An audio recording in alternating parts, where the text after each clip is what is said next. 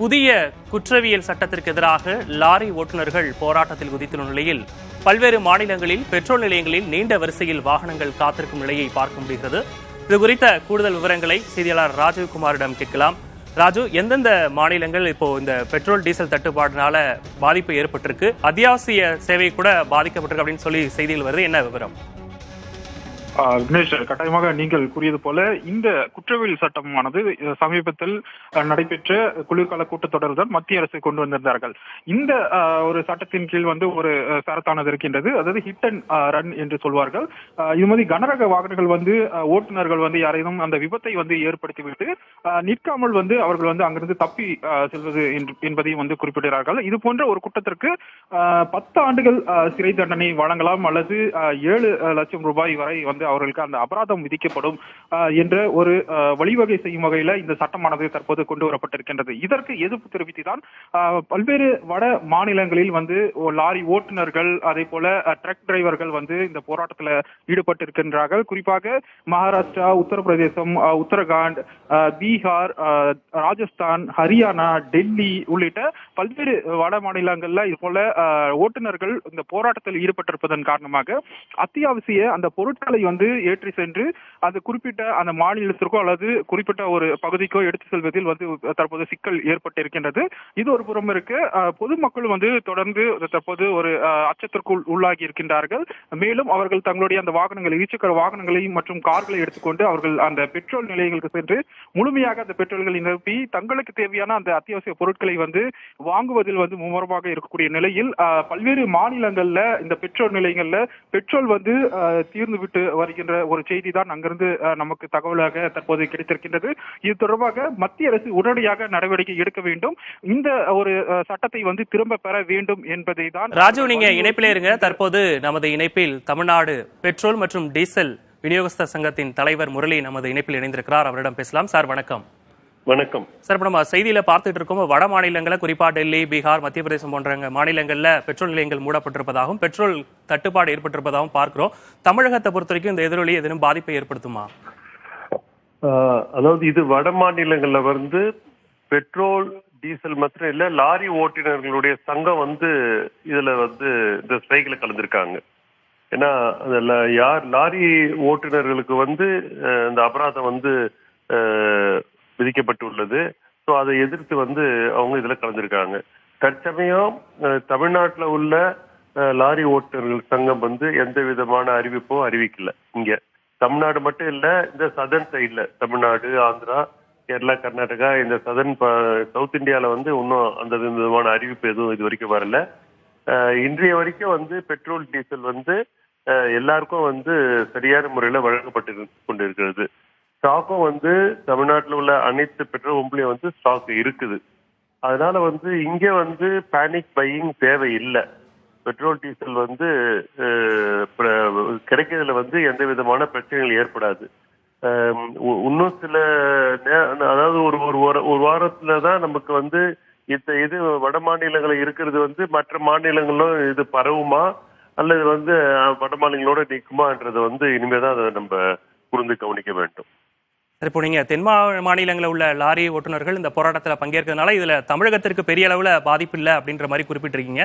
இப்போ பெட்ரோல் டீசலை பொறுத்த வரைக்கும் குறிப்பா இங்க தென் மாநிலங்கள்ல இருந்தா வருமா, இப்போ வட மாநிலங்கள்ல இருந்து வர வேண்டிய சூழலும் இருக்குமா சார்? இப்போ நமக்கு பெட்ரோல் டீசல் வட மாநிலங்கள்ல இருந்து டிரான்ஸ்போர்ட் ரோட் மூலமா வர்றதுக்கு உண்டான வாய்ப்புகளே இல்லை, தேவையில்லை. சென்னையில பொறுத்த வரைக்கும் இருக்கிறாங்க. நம்மளுக்கு சென்னையில ரிஃபைனரி இருக்குது. அது மட்டும் இல்லாம ஷிப் மூலமா உங்களுக்கு ப்ராடக்ட் சென்னையில உள்ள ஐஓசி, HPC, பிபிசி இவங்களுக்கு சப்ளைஸ் கிடைக்குது. அது மட்டும் இல்லாம இதுல நம்மளுக்கு பைப்லைன் மூலமா பிபிசியில் கரூர்ல மேஜர் பாரத் பெட்ரோலியம் கார்பரேஷன் லிமிடெடுக்கு உண்டான எல்லா டீலர்களுக்கு கரூர்ல இருந்து சப்ளை கிடைக்குது. அது கொச்சின்ல உள்ள ரிஃபைனரில இருந்து பைப்லைன் மூலமா வருது. ஸோ அதனால அதே மாதிரி HPCல தர்மபுரியில இருக்கிற டெர்மினல் பைப்லைன் மூலமா தான் உங்களுக்கு ப்ராடக்ட் டிரான்ஸ்ஃபர் ஆகி வருது. அதனால தமிழ்நாட்டை பொறுத்த வரைக்கும் நமக்கு ரோட் மூலமாக பெட்ரோல் டீசல் இங்க வரதுக்கு தேவை கிடையாது. அதனால அந்த பிரச்சனை நமக்கு கிடையாது. இந்த லாரி ஓட்டுநர்களின் இந்த வேலைநிறுத்தம் எதிரொலி தமிழ்நாட்டில் தென் மாநிலங்களில் பெரிய அளவில் பாதிப்பை ஏற்படுத்துது அப்படின்னு வந்து சொல்லியிருக்கீங்க. கருத்துக்களை பகிர்ந்து கொண்டமைக்காக நன்றி திரு முரளி. வட மாநிலங்களில் பெட்ரோல் டீசல் தட்டுப்பாடு நிலவி வருகிறது. தொடர்ச்சியாக பேசுகிறோம். டெல்லியிலிருந்து செய்தியாளர் ராஜகுமார் நமக்கு விவரங்களை வழங்கி கொண்டிருந்தார். ராஜகுமார், இன்று இரவு மத்திய உள்துறை செயலாளரோடு பேச்சுவார்த்தை நடத்தப்படும் அப்படின்ற மாதிரி சொல்லியிருந்தாங்க. அந்த பேச்சுவார்த்தையில உடன்பாடு எதுவும் எட்டப்பட்டிருக்கா? அது குறித்த விவரம் இருக்கா? விக்னேஷ், கண்டிப்பாக. அதாவது மாலை கூட அனைத்து இந்திய மோட்டார் காங்கிரசினுடைய அந்த அமைப்பானது செய்தியாளர் சந்திப்பை நடத்தியிருந்தார்கள். அந்த சந்திப்பின் போது நம்மிடையே பேசிய அந்த சங்கத்தினுடைய தலைவர் சண்முகப்பா தெளிவாக குறிப்பிட்டிருந்தார். இது அனைத்து அதாவது நாடு தழுவிய ஒரு போராட்டமாக அறிவிக்கப்படவில்லை என்பதை அவர் உட்பட ஏற்கனவே தெரிவித்து விட்டார். அதனால் வட மாநிலங்களில் ஆங்காங்கே இந்த போன்ற ஒரு மாநிலத்திலிருந்து மற்றொரு மாநிலத்திற்கு இது போன்று பரவுவது வட மாநிலங்களில் மட்டுமே தற்போது வரை இருக்கின்றது. இதுவரை தென் மாநிலங்களுக்கு இதுவரை பரவாது என்பதை எதிர்பார்க்கிறோம்.